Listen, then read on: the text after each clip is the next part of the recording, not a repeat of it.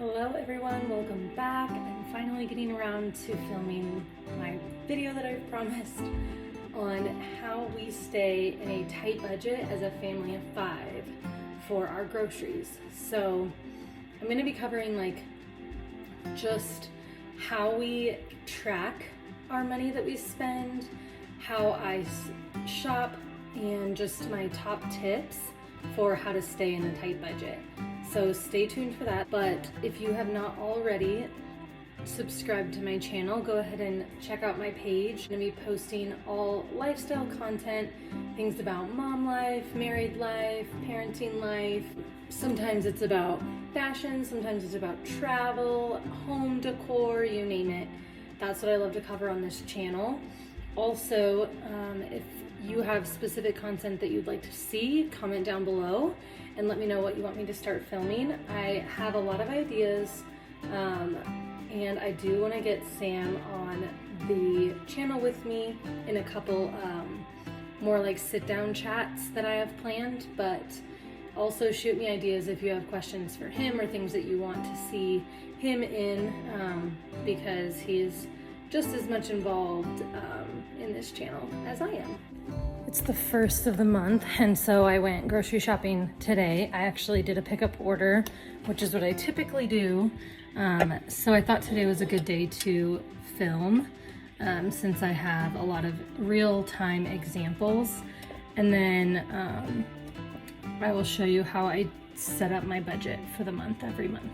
Okay, so first things first, as I mentioned, we're now a family of 5.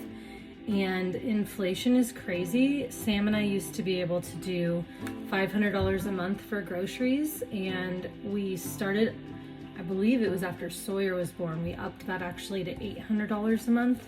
And I've been able to stay in budget or under budget until we had our third. And now it's actually pretty tight every month to be able to hit that.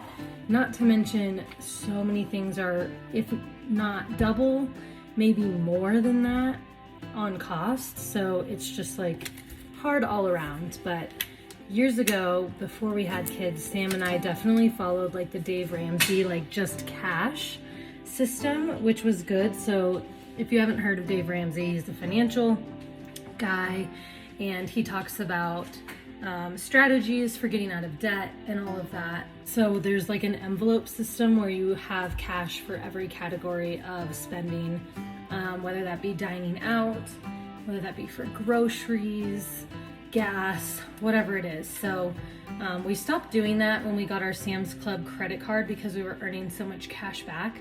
But I would still usually carry my cash and go in and pay off the card. It's not realistic for us anymore, and we did want to take advantage of all the cash back. And then going in to pay it off was just super inconvenient. I started doing pickup orders instead of going into the store, and so it just defeated the whole purpose of the convenience. So it sounds super elementary, and it kind of is, and it's kind of silly and almost embarrassing, but this is what we do. So Sam's idea was, since we're not using physical cash, why don't we make fake money? And I was gonna go to the store and buy fake money, but I was cheap and didn't want to. So we literally made paper money, and every month I go through and I count out my $800 and put it in my envelope for groceries. So every time I go to the store, I'll just save my receipt, or I'll look online at my pickup order and I will deduct out the cash that I've used and set aside what I have left. So before I ever go get groceries, I double check what cash I have left in my envelope, and that is what I can spend. So I definitely stick to that. And even if it's the end of the month and it's oh, we're out of milk, it's oh, well, guess I gotta get creative with recipes that I'm gonna make or food that we're gonna have that doesn't require milk. So I've literally made box mac and cheese for my kids with Greek yogurt instead of milk because I'm really trying to stay within this budget. So anyways, and it's something that I can physically see, which I think is actually really helpful versus swiping a card and not really tracking everything, because it really does add up. So that's how I track my budget. So today I did a pickup order. I find that pickup orders actually help me save money because I'm not seeing stuff in the store that I don't need. So I spent $349.05 today, and that's a big order. So that should last us quite a while. So I'm taking out, I'm just gonna round up to $350, and that's usually what I do with the cents. And so that is spent, and the rest I'm going to set aside in my little clip for what I have left to spend for the month. Okay, so I'm gonna give my top 5 tips for staying in a tight budget. My number 1 is buying anything and everything in bulk that you can. If it's feasible, if you have a club near you, Costco, Sam's, we have both now. I buy as much as I can from those places. 2, I would also say buy your orders online for pickup or delivery. I know that there are delivery fees, but I still think those delivery fees may be like $7 or less usually. I still think you would probably spend more than that cost in delivery in extra things that you don't need. So Sam's Club does a free pickup if you have a Plus membership. That pays for itself, and they do shipping. They just changed their like requirements. It used to be free shipping on anything. Now you have to spend $50 in shipping, but I mean, that's easy to do, especially if it's like the first of the month. Costco is only pickup in store, which sucks. I hate it, but they do have the best prices, and I find like better quality produce and healthier options, like organic options, and not to mention their diapers. I love their diapers, and they're manufactured by Huggies. Anything that's a Kirkland brand is like always a high-end but generic brand version. So I find their products are worth it. So I strategically shop when it's not too busy, and I will try to go at least once a month to Costco.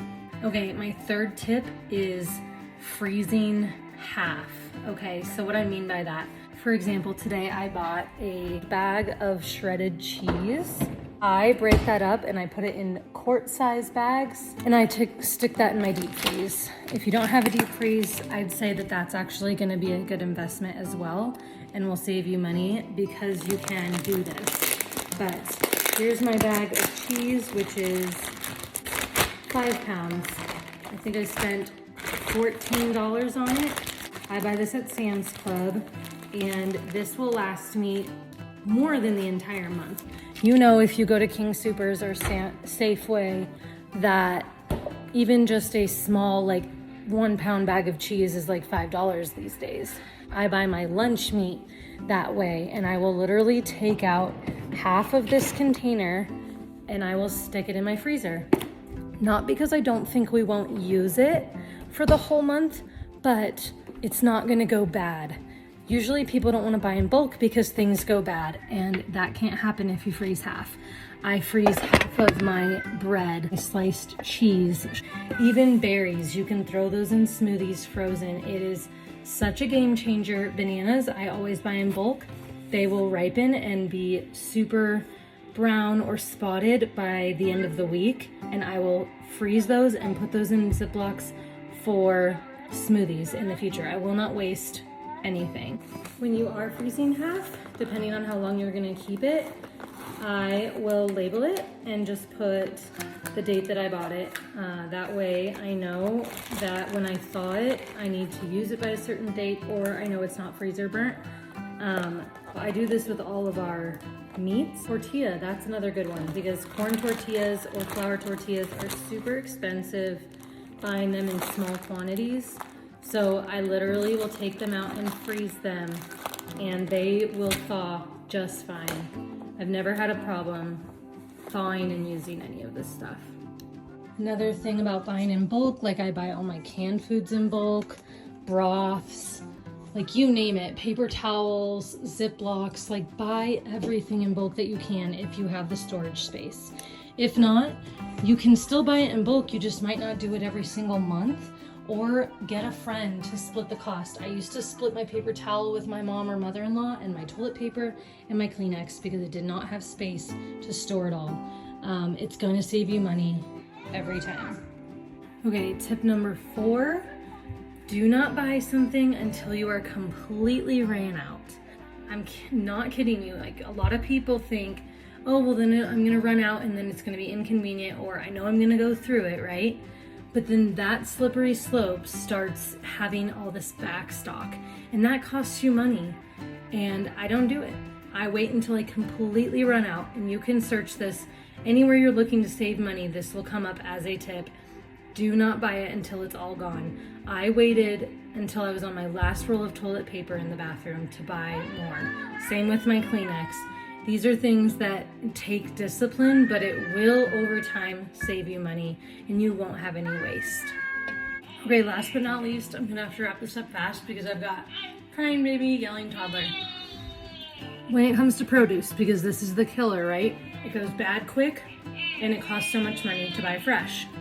So you can use alternatives, like I do a lot of canned food or frozen. Frozen is probably the best as far as like veggies go. But when it comes to your fruit, try to buy it when it's in season because it's gonna be the best price. And then secondly, buy the stuff that's inconvenient, like a whole cantaloupe, a whole watermelon, a whole pineapple. Cantaloupe the other day I think was $2.88.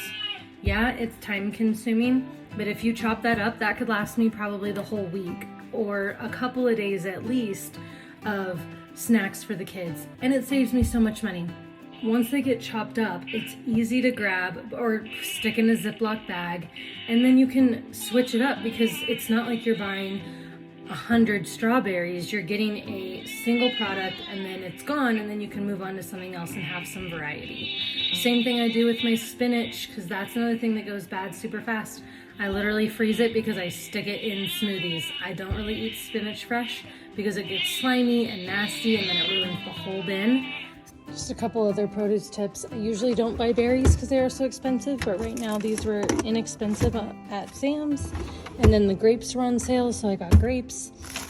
If you don't follow my Instagram, follow me because I do post little tips like how I store my romaine lettuce so that it lasts over a month.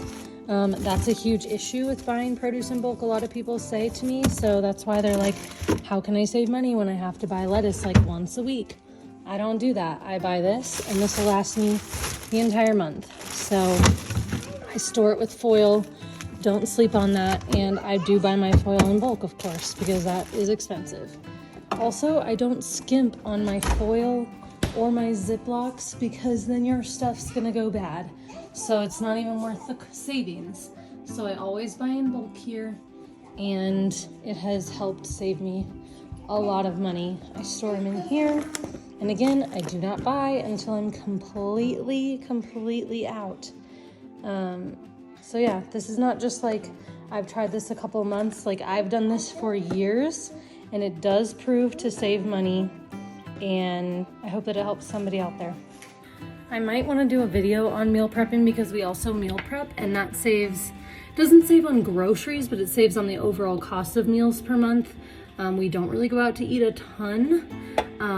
But that is something we've done since we were dating, and it does save a ton of money, and that's how we can stay within this type of budget.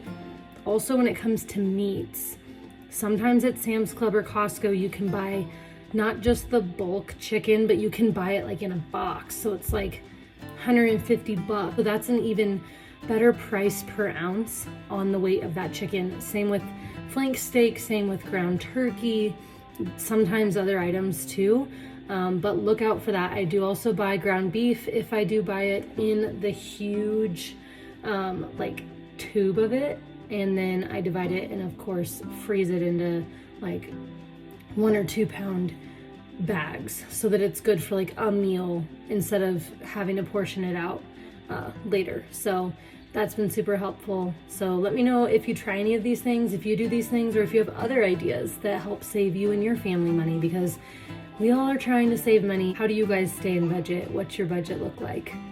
I hope that you enjoyed this video. I hope that it's helpful to you in some way, and I will keep you posted if I change anything or need to increase my budget, but so far it has been able to stay within our budget. So anyways, I will see you guys in the next video. Bye.